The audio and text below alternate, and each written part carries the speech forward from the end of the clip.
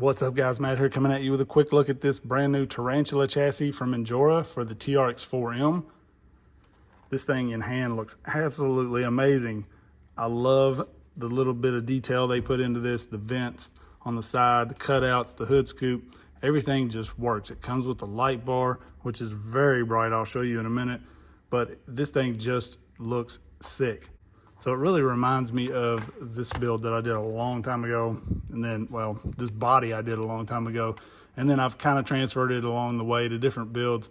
It's really just in pieces at the moment, but I get so many questions, people asking where I got this. You know, people will see this in a video in the back from 2 years ago, and I still get comments asking where this came from. So now we basically just have an easy way to stock swap a truck over to one of these. So this is designed for a stock swap over. You can take your stock Bronco or Defender, switch everything over. They give you like an ESC tray here for your stock ESC setup.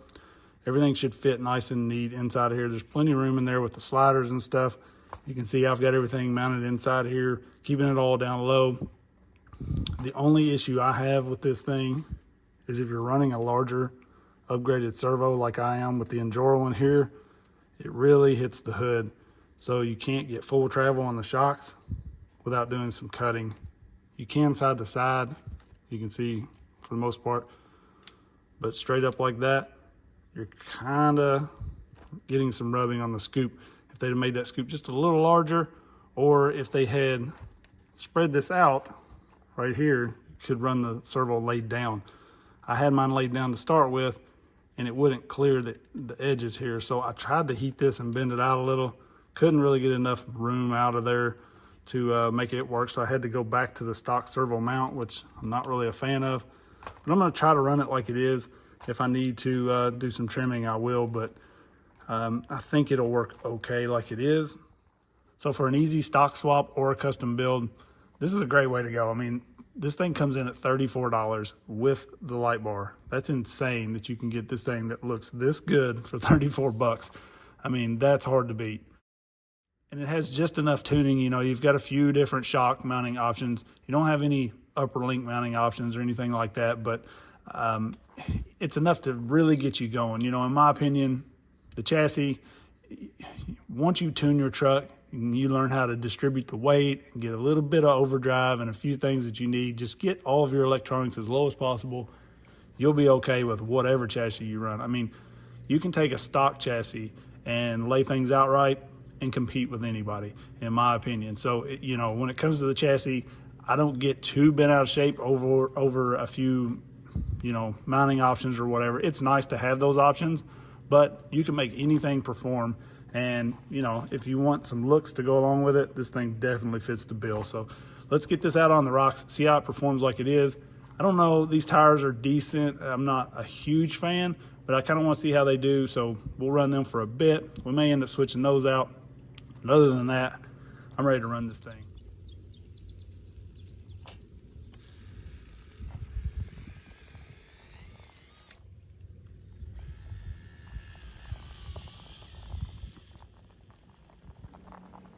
So I ended up really impressed with this thing in the short amount of time I got with it.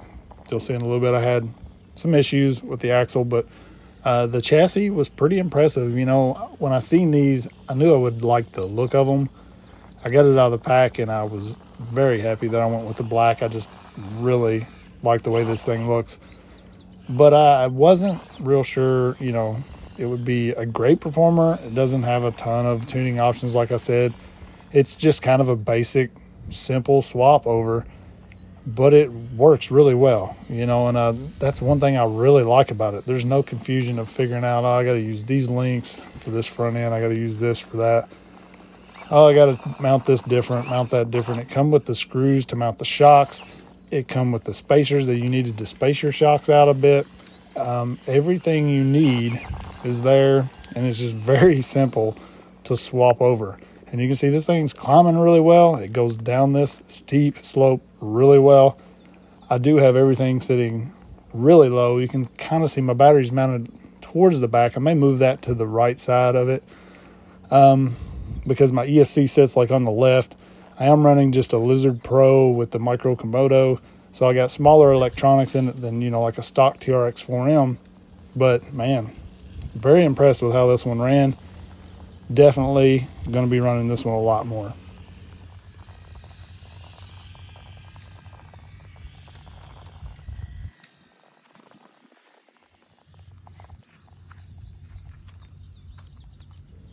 I'd love to get some of the Injora 64 millimeters on this thing because I'm just loving those tires.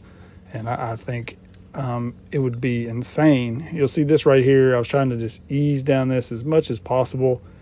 I was running 2S in this, and right here, I tried to gun it. Didn't quite have enough wheel speed. If I'd had my 3S in there, definitely would have just rolled out of that. But watch this thing go up that. That's very impressive. A lot of rigs don't want to start up that. They want to loop out. And then these tires, I was actually impressed that they grabbed and went up that as well as they did. So I'm definitely giving these tires a little more time. You know, I ran these a few times and was just like, they're okay. But I thought I would kind of revisit them. You know, sometimes just got to give things a little more time to break in and some more run time. So really enjoying this thing. Right here's where I really noticed the front end starting to slip on me bad. I thought I had heard it click a couple of times before, but I noticed here that the front just really starts slipping on me and something's not right. So that's why my time ended up being very limited with this thing, but I am going to break this down immediately and try to figure out what's going on with it. You'll see here, if I hold that thing with just a little bit of pressure on the front end, it just slips really bad and kind of clicks. Not sure if maybe I ended up getting the wrong bearing that's a little too thin in there, or something in the front end on that pinion gear, because I did kind of build these axles from nothing. Maybe it's not spaced perfectly, so I'm gonna have to check it out. I'm not sure if it's the gears or something I did. So you can see there though, that front end is just stopping completely.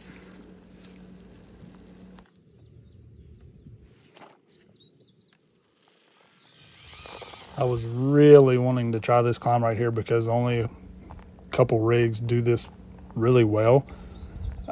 So I tried it even though the front was basically gone. You can see it's like slipping a lot and the rear is really kind of pushing it up.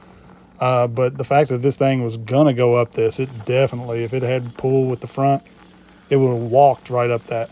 It's very impressive.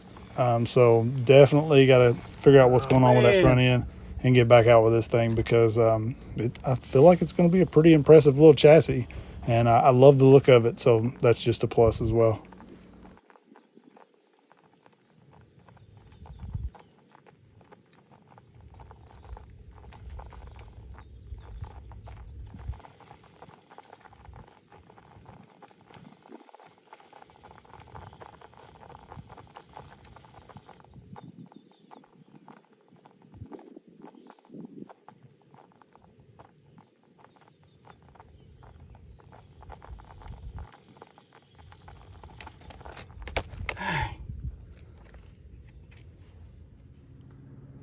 So unfortunately, my time was cut short with this thing. I was very much enjoying this, and I feel like this is going to be one of my favorites.